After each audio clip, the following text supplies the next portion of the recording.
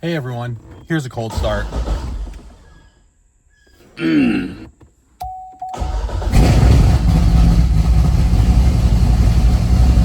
we go. It's a beautiful day. It's like 80 degrees, 74 degrees. There's a cop around. Oh, there he is.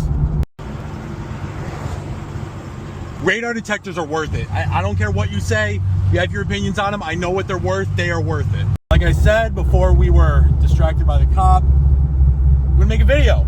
It's been like, I don't know, like 12, 13 days, but I'm gonna go over after I get to this nice little spot, how to make 600 wheel horsepower in a C6, Z06, LS7, not paid by any companies. I just do my research and I know what works. I know what doesn't. I know what's a waste of money, and we're not gonna waste money today, so let's go. So we made it next to men that are tanning and where kids are getting picked up, so perfect spot. But anyway, made it somewhere. So you just bought your first Z06 and you want to make 600 wheel. How do we do that? Well, first off, what you need to do, make sure you have an LS7. How do we do that? We open the hood. It says LS7, so we should have it, right? Well, yeah, but no. This is an expensive motor. People back in the day would buy Z06s and would want the motor out of them, so they would buy them, and then they would put an LS3 in there or some kind of junkyard 6.0 and then sell the whole car back to, say, like CarMax. Those people don't have really idea what they're doing, but you will.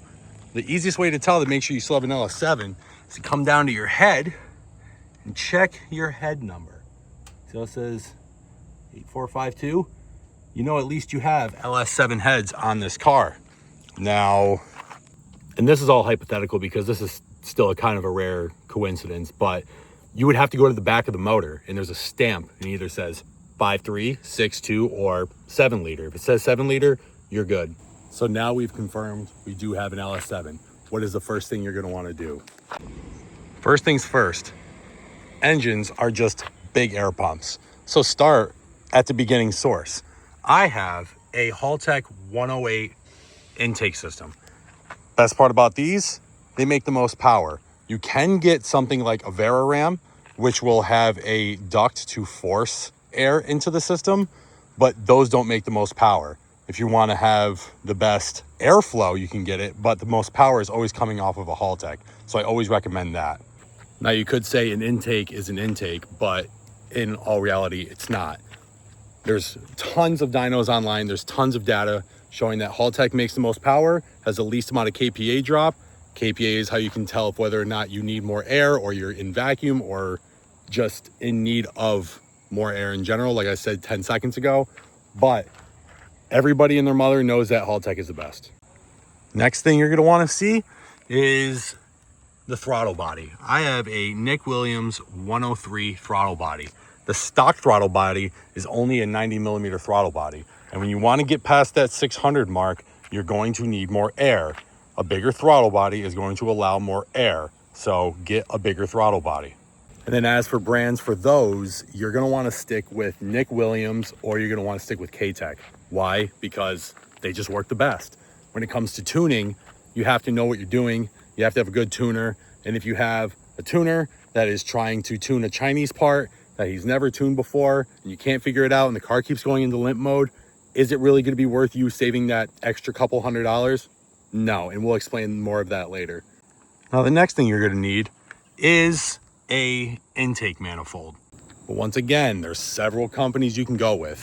What is the best hands down? The MSD Atomic Air Force. Just the way it is. It's been proven, the MSD just makes the most power, best bang for your buck. There are other companies that you can go with, like the BTR Trinity. It is, I think, $200-300 less, but it doesn't have the mid-range that you're probably going to want unless you're chasing super high numbers. But the MSD will still have a nice meaty torque band going through the whole power band and isn't the most expensive either, which is the Fast LSX, and nobody runs those. If you go to any forum anywhere, the only thing that you're going to find a fast manifold on is maybe an LS1.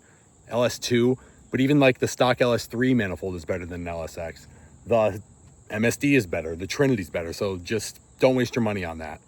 Now for me, with mine, I don't have mine ported. All I have it done is cleaned up because these are plastic molding manifolds. So there's gonna be some burrs, there's gonna be some uneven marks. So I just went in there, cleaned it all up, let it go. You can port the hell out of those though. You go to Iron Mask, get a short runner mod, you will get less mid-range, but you will gain a hell of a lot more of the top end.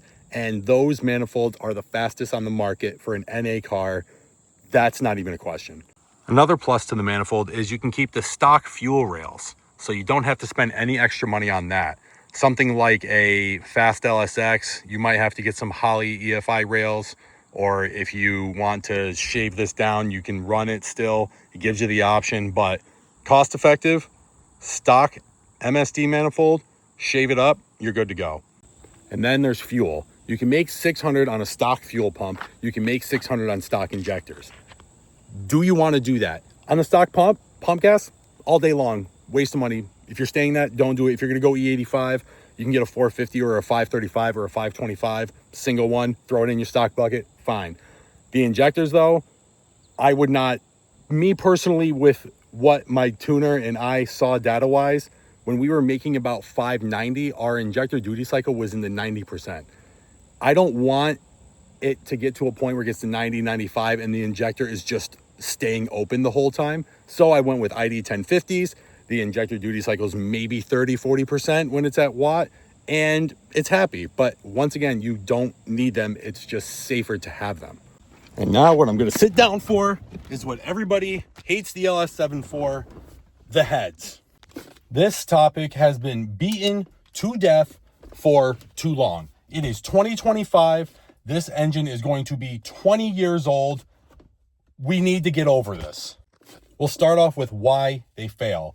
The failure is in the geometry of the stock heads. The valve guide is not concentric with the valve stem. What that means is that at higher RPM, the more unstable the valve is, the more it's going to wear the guide. And if there's no guide to guide the valve is going to guide itself into the combustion chamber. So how do we get rid of that? We get better guides.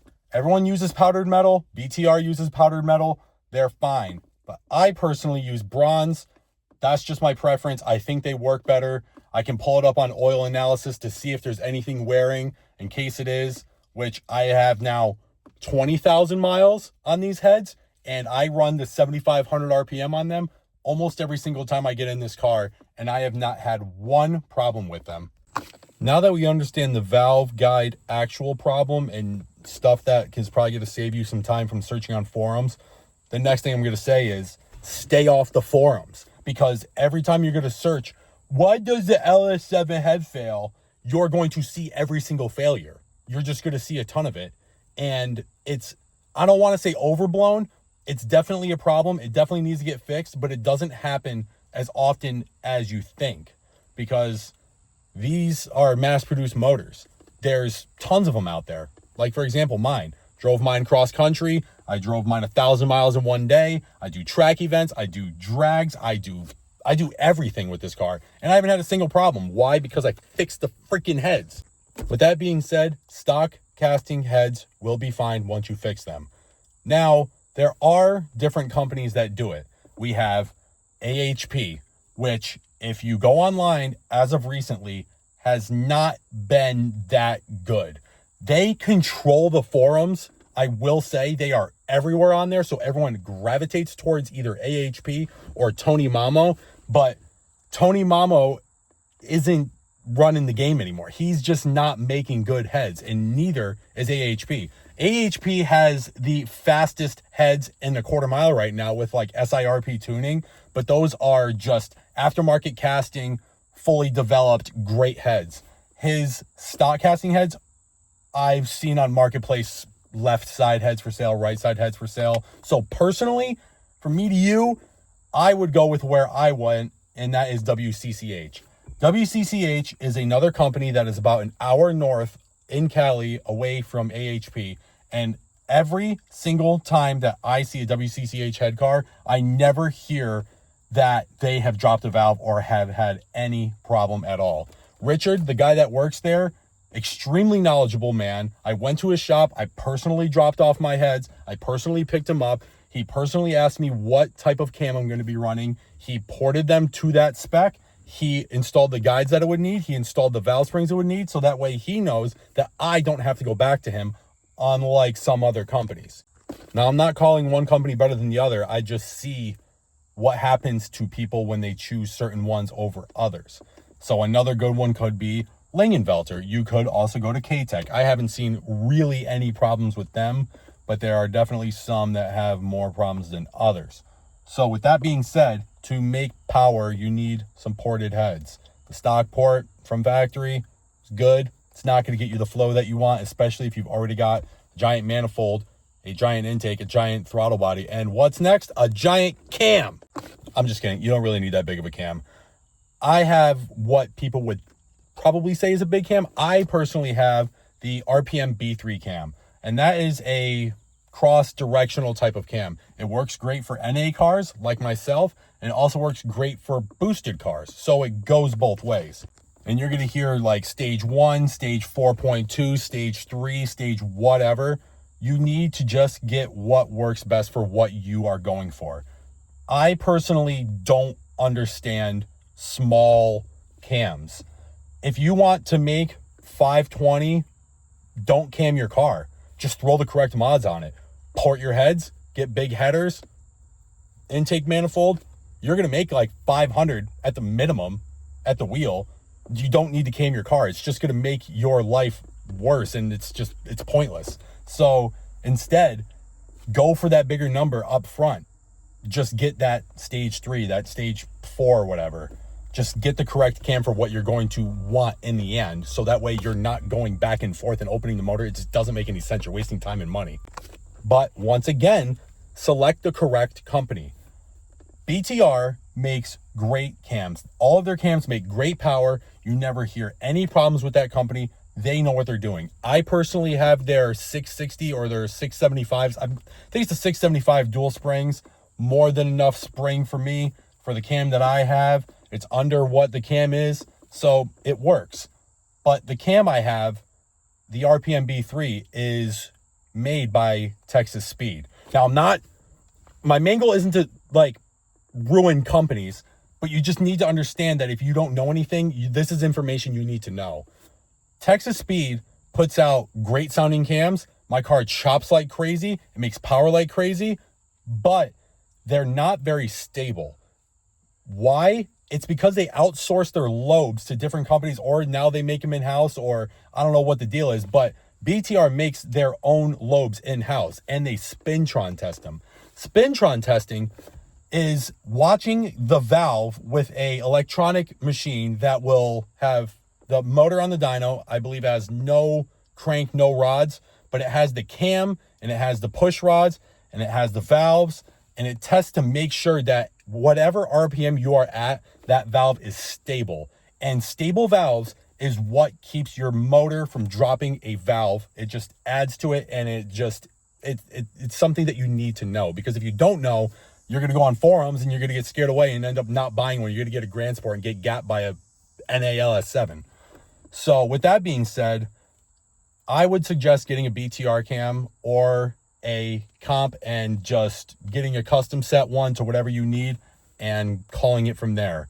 But don't say that you're going to get a stage 1 cam and then drive it, make like 530, and you're like, oh, I wish I had more, because now you're going to have to like rip the heads off and redo everything, and it's just a waste of time. So if you want to make 600, just get at least what I said, an RPM B3, or if you don't want to go the custom route, you can probably make 600 on a BTR stage 3 V2, or if you want that more power in the top end, you can go to stage 4 BTR and be totally fine. Make the power no problem.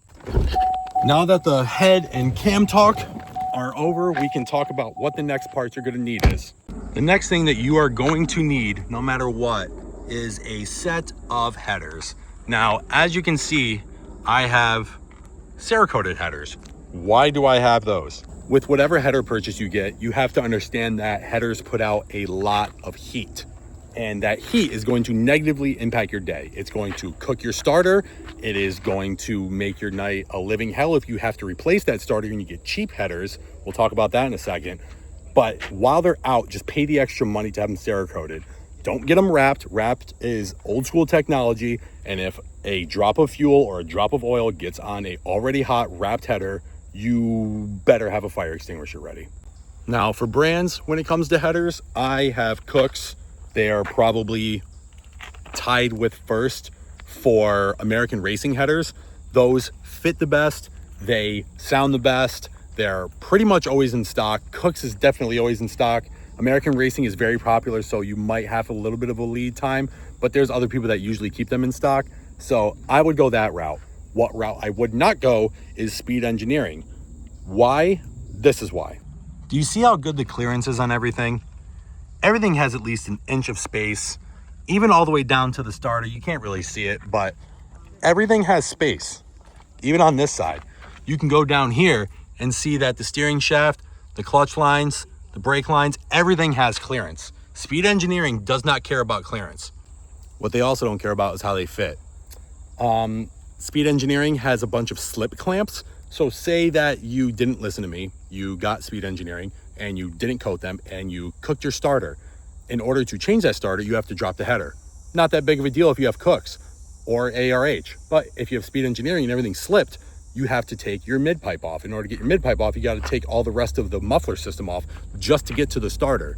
So listen to me, get Cooks or ARH, or another option, Billy Boat. Billy Boat has options to clamp to your stock H pipe and keep the stock H pipe, stock mufflers, and just have a set of long tube primaries. So that is also another great option. Stick with those three.